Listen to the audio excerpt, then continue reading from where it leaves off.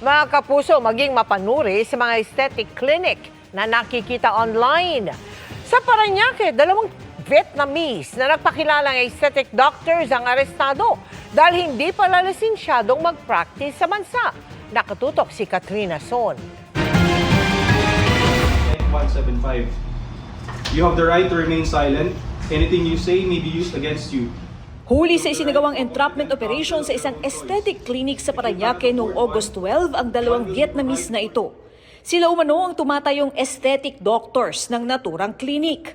We have at least 2 individuals who went to the office. Ang sabi po nila, they have a schedule for aesthetic clinic po.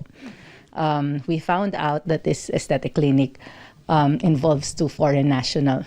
Ngunit nang makumpirma ng mga otoridad sa PRC na wala silang lisensya para mag-practice ng aesthetic medicine sa ating bansa, ay nagkasana ng entrapment operation laban sa kanila. Sa naturang operation, nakita umano sa naturang clinic ang mga clinic beds at ilang mga gamot na ginagamit sa mukha.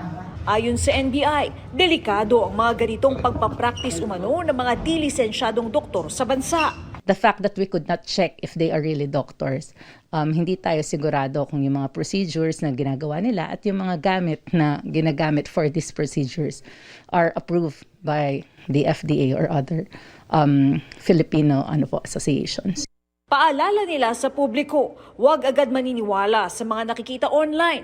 Suriin kung may lisensya ang mga doktor sa klinik na pupuntahan at tignan kung FDA-approved ang mga gagamiting gamot sa iyo ng klinik. Kung dayuhan naman ng iyong doktor, i-check maigi kung may lisensya silang mag-practice sa bansa. Marami po kaming mga sinesurveillance ngayon na mayroong mga foreign nationals na nagpa-practice ng aesthetic, ng medicine dito sa Pilipinas.